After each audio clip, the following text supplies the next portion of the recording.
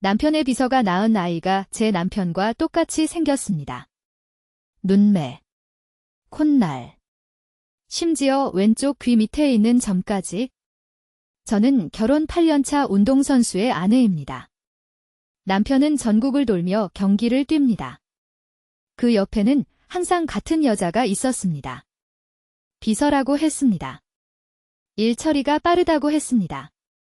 저는 한 번도 의심하지 않았습니다. 그런데 어젯밤 비서의 SNS에 아이 사진이 올라왔습니다. 2살 된 아이였습니다. 저희 부부에게는 아이가 없습니다. 제가 낳지 못했습니다. 그런데 그 아이는 제 남편을 빼닮았습니다. 온 가족이 그 사진을 봤습니다. 시어머니가 먼저 말했습니다. 저는 아직도 그 말을 잊지 못합니다. 저는 32살. 결혼 8년차 주부입니다. 남편은 프로 배구 선수입니다. 이름을 대면 누구나 아는 선수입니다. 저희는 대학교 동기로 만났습니다. 그가 프로에 입단하기 전부터 사귀었습니다. 어려운 시절을 함께 버텼습니다. 새벽 훈련에 도시락을 싸다 주던 시절이 있었습니다. 손에 물집이 잡혀도 포기하지 않던 그 모습을 저는 사랑했습니다. 그가 유명해지고 돈을 벌기 시작했을 때 저는 당연히 제 역할이라고 생각했습니다. 뒤에서 묵묵히 내조하는 것. 그것이 제 몫이라고 믿었습니다. 이런 의미 있는 이야기를 더 많이 전하고 싶습니다. 구독과 좋아요가 큰 힘이 됩니다. 남편의 비서 김지영 씨를 처음 본 것은 5년 전이었습니다. 남편이 A팀으로 이적하면서 구단에서 붙여준 매니저 겸 비서였습니다. 첫인상은 깔끔하고 똑 부러진 여자였습니다. 저보다 2살 어렸습니다. 화장기 없는 얼굴에 항상 정장을 입고 다녔습니다. 저는 그녀를 경계하지 않았습니다. 남편 옆에 예쁜 여자가 있다고 해서 모두 의심할 수는 없다고 생각했습니다. 그것은 제 자신을 초라하게 만드는 일이라고 여겼습니다. 남편도 저를 안심시켰습니다. 지영이는 일만 알아. 연애에 관심 없대. 저는 그 말을 믿었습니다. 아니, 믿고 싶었습니다. 3일 전 밤이었습니다. 저는 평소처럼 소파에 누워 휴대폰을 보고 있었습니다. 인스타그램 스토리에 김지영 씨의 게시물이 떴습니다. 저는 그녀를 팔로우하고 있었습니다.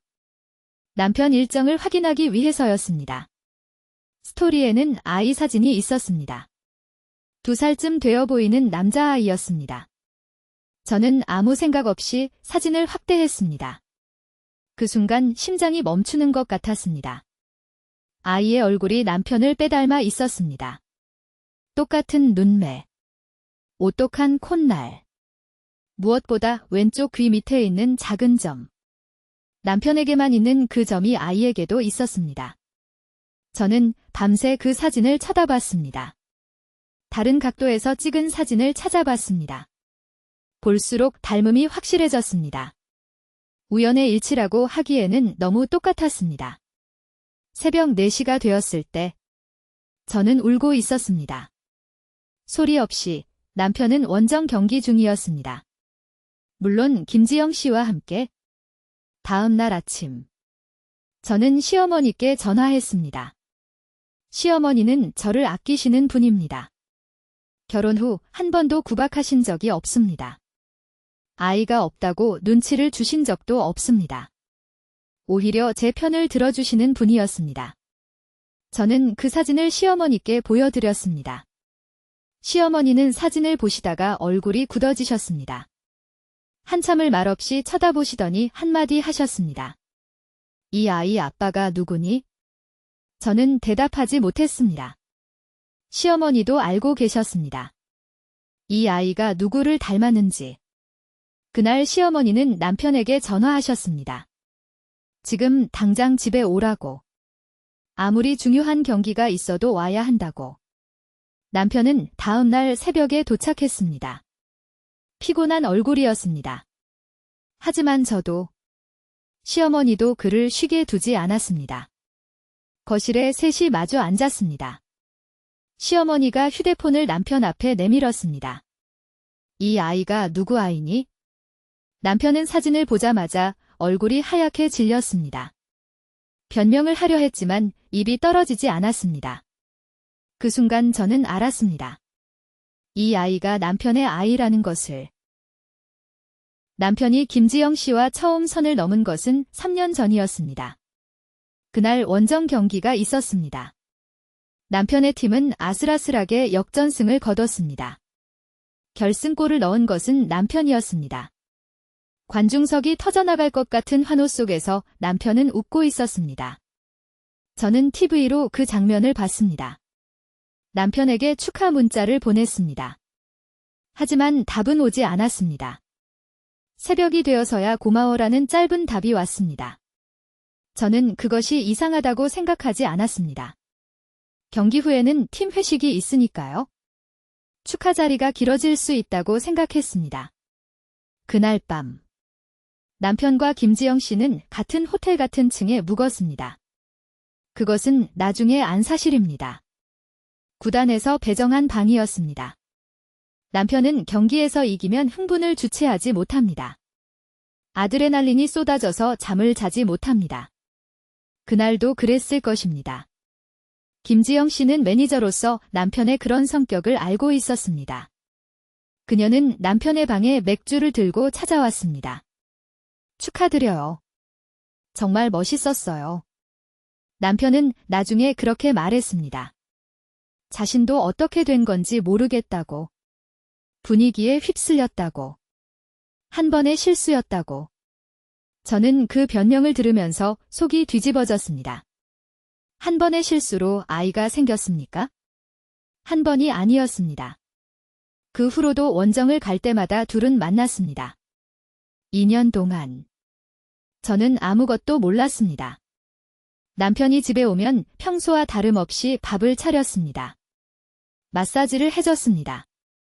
다음 경기 잘하라고 응원했습니다. 그 시간에 남편은 다른 여자와 아이를 만들고 있었습니다. 김지영 씨가 임신한 것을 안 것은 2년 전이었습니다. 그녀는 남편에게 말했습니다. 낳겠다고. 남편은 반대했습니다. 지금은 안 된다고. 나중에 정리가 되면 책임지겠다고. 하지만 김지영 씨는 듣지 않았습니다. 그녀는 아이를 낳았습니다. 남편은 몰래 병원비를 댔습니다. 아이 양육비도 보냈습니다. 제가 관리하지 않는 계좌에서요. 저는 남편의 수입이 얼마인지 정확히 몰랐습니다. 선수 연봉과 광고 수입은 매니지먼트에서 관리했습니다. 저에게는 생활비 통장만 있었습니다. 남편이 외부에서 얼마를 쓰는지 알 방법이 없었습니다. 그렇게 2년이 지났습니다. 남편은 저에게 아이를 갖자고 했습니다. 병원에도 다녔습니다. 난임 시술도 받았습니다. 저는 제 탓인 줄만 알았습니다. 몸이 안 좋아서 아이가 안 생기는 줄 알았습니다. 남편은 이미 아이가 있으면서 저에게 그런 말을 했습니다. 함께 노력하자고요. 좋은 소식이 있을 거라고요. 그 모든 말이 거짓이었습니다. 시어머니는 이 이야기를 듣고 울었습니다. 저도 울었습니다. 남편은 고개를 들지 못했습니다. 거실에는 세 사람의 울음소리만 남았습니다. 시어머니가 먼저 정신을 차리셨습니다. 그래서 앞으로 어쩔 거니? 남편은 대답하지 못했습니다. 시어머니는 다시 물었습니다. 그 아이, DNA 검사는 했니? 남편은 고개를 저었습니다. 안 해도 안다고. 자기 아이가 맞다고. 저는 그 말을 듣고 웃음이 나왔습니다. 비참한 웃음이었습니다. 자기 아이인 줄 어떻게 아냐고 물었습니다. 남편은 대답하지 못했습니다. 시어머니는 그날 밤 결정을 내리셨습니다. 저와 단둘이 안방에 앉았습니다. 시어머니의 손에는 결혼 반지가 들려 있었습니다. 시아버지가 돌아가시기 전에 주신 반지였습니다. 40년 넘게 끼고 계신 반지였습니다. 시어머니는 반지를 쳐다보시며 말씀하셨습니다. 내가 저 녀석을 잘못 키웠구나. 저는 아무 말도 하지 못했습니다. 시어머니는 계속 말씀하셨습니다. 내 시아버지가 살아 계셨으면 저 녀석 다리몽둥이를 분질렀을 거다. 시아버지는 엄격한 분이셨습니다. 남편이 어릴 때 잘못하면 회초리를 드셨습니다. 하지만 남편이 운동을 시작한 후로는 손을 대지 않으셨습니다. 몸이 재산이니까요. 시어머니는 한숨을 쉬셨습니다. 며느리야. 미안하다. 내가 대신 사과한다. 저는 고개를 저었습니다. 시어머니 탓이 아니라고요. 시어머니는 저를 붙잡으셨습니다. 그래도 내가 이 집 며느리다. 전혀는 아니다. 시어머니의 눈빛은 단호했습니다. 다음 날 아침. 시어머니는 직접 김지영 씨에게 연락하셨습니다. 만나자고요. 오후에 호텔 카페에서 만났습니다. 저도 함께 갔습니다. 김지영 씨는 수수한 원피스를 입고 나왔습니다. 화장기 없는 얼굴. 5년 전 처음 봤을 때와 똑같았습니다. 시어머니는 자리에 앉자마자 본론을 꺼내셨습니다. 아이가 내 아들 아이가 맞니? 김지영 씨는 고개를 끄덕였습니다. 당당했습니다. 숨기려 하지 않았습니다. 언제부터였니? 3년 전부터요. 시어머니의 얼굴이 일그러졌습니다. 저는 옆에서 떨고 있었습니다.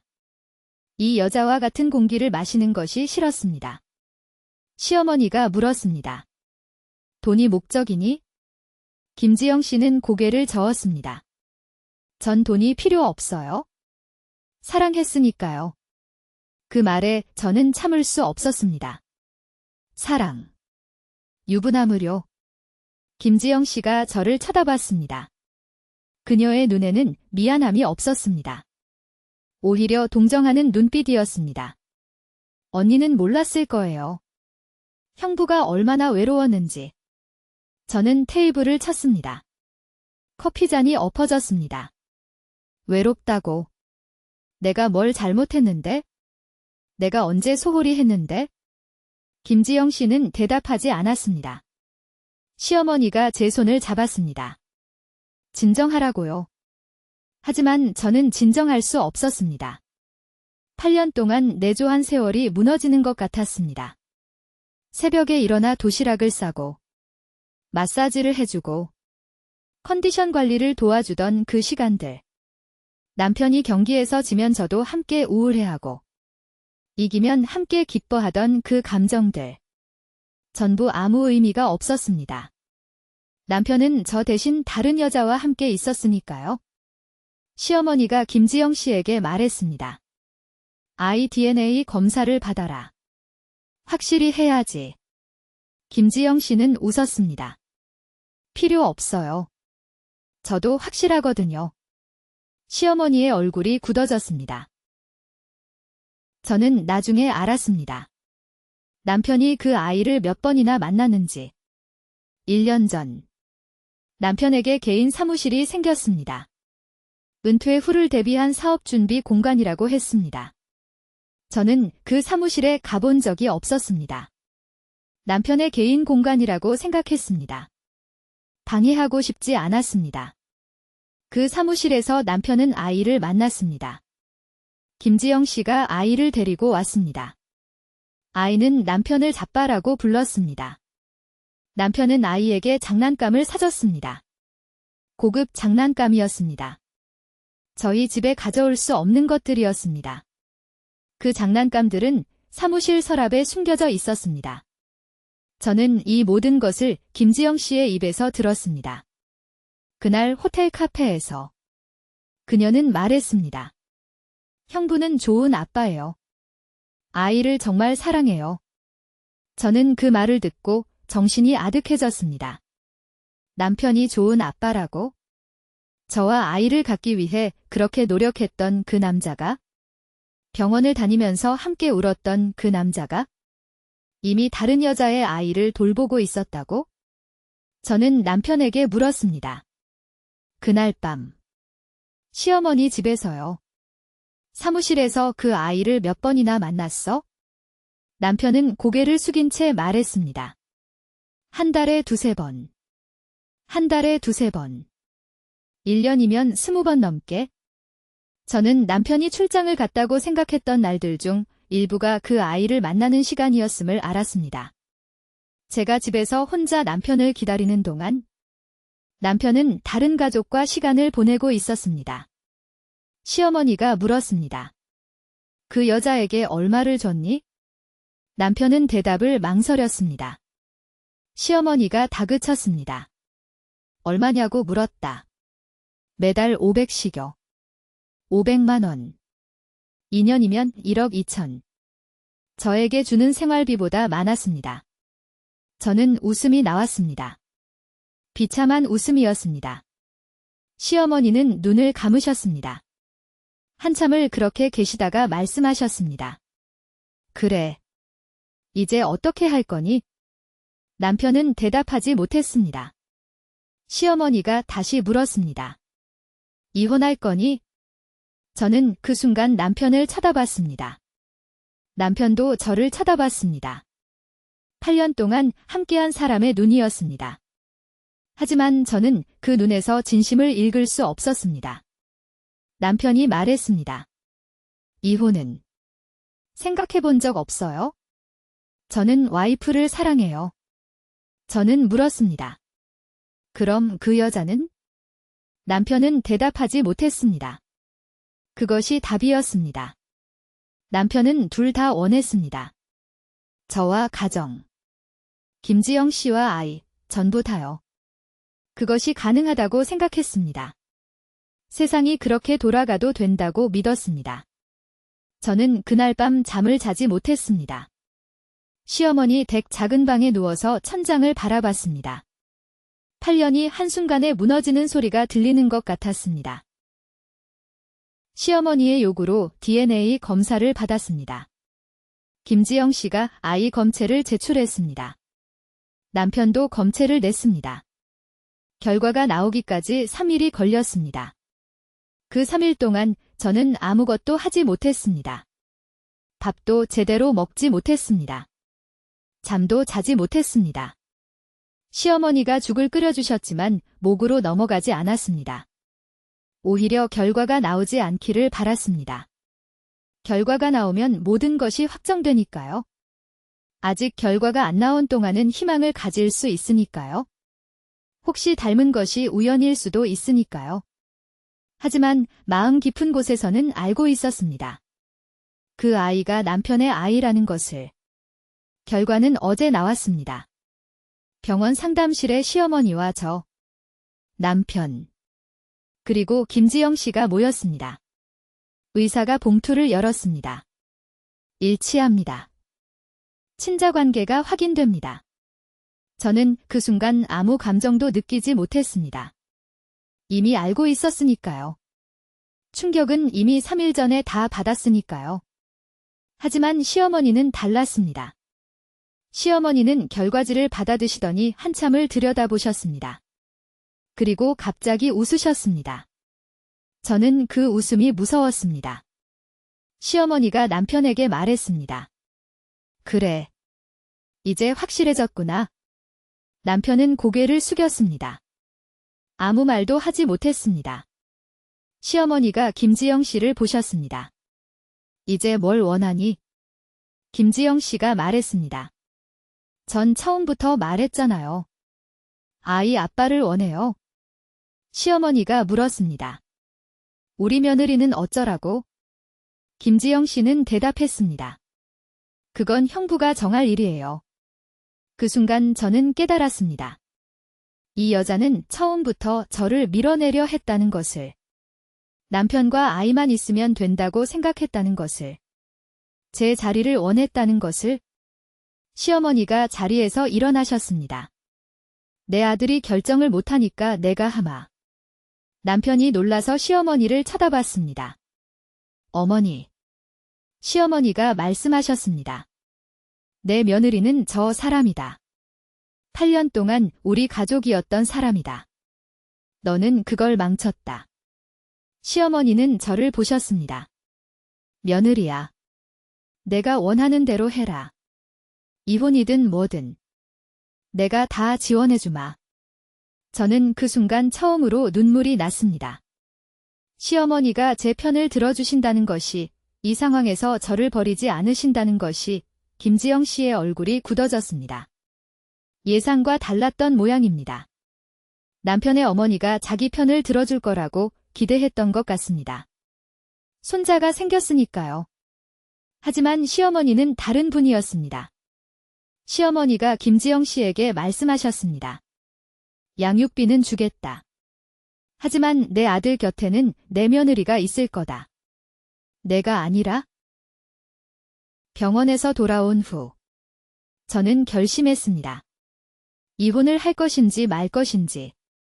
집에 돌아와서 거실에 앉았습니다. 벽에는 결혼사진이 걸려 있었습니다.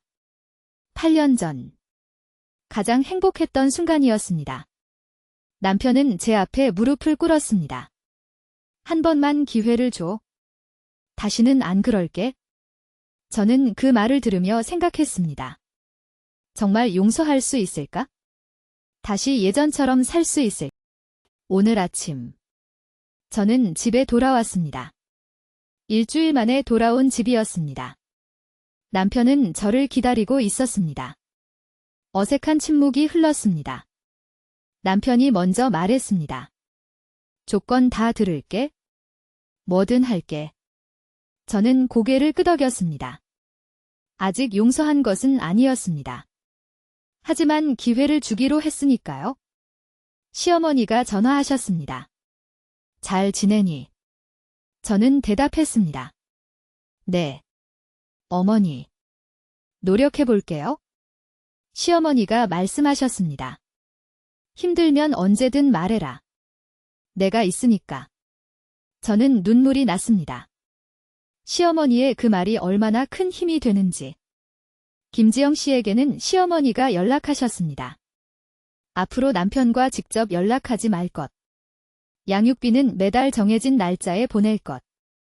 아이의 성장 사진은 시어머니에게만 보낼 것. 그것이 조건이었습니다.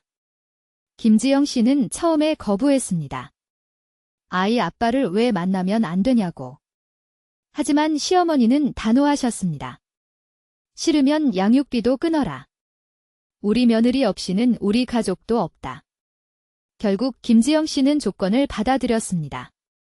저는 앞으로 어떻게 될지 모릅니다. 남편을 다시 믿을 수 있을지 모릅니다. 상처가 아물지도 모릅니다. 하지만 시도는 해보려 합니다. 8년의 시간이 한순간에 무너지는 것은 너무 아까우니까요. 시어머니가 마지막으로 하신 말씀이 떠오릅니다. 결혼은 서로 믿음이야. 그 믿음이 깨지면 다시 쌓아야 해. 쌓을 수 있다면? 저는 남편을 바라봤습니다. 8년 동안 사랑했던 사람. 배신했지만 다시 시작하겠다고 무릎 꿇은 사람. 저는 아직 그를 사랑합니다. 하지만 사랑만으로는 부족합니다. 신뢰가 필요합니다. 앞으로 1년. 남편이 증명하는 시간. 저는 기다릴 것입니다. 하지만 한 번 더 배신한다면 그때는 가차 없을 것입니다. 시어머니도 그렇게 말씀하셨습니다. 한 번은 용서다. 두 번은 내 탓이다. 저는 결혼 반지를 쳐다봤습니다. 아직은 떼지 않았습니다. 빼야 할지 말아야 할지 아직 모르겠습니다. 시간이 답을 줄 것입니다. 당신이라면 어떻게 하시겠습니까? 3년 동안 다른 여자와 바람을 피우고 아이까지 만든 남편. 용서하시겠습니까? 아니면 떠나시겠습니까? 그 선택은 쉽지 않습니다.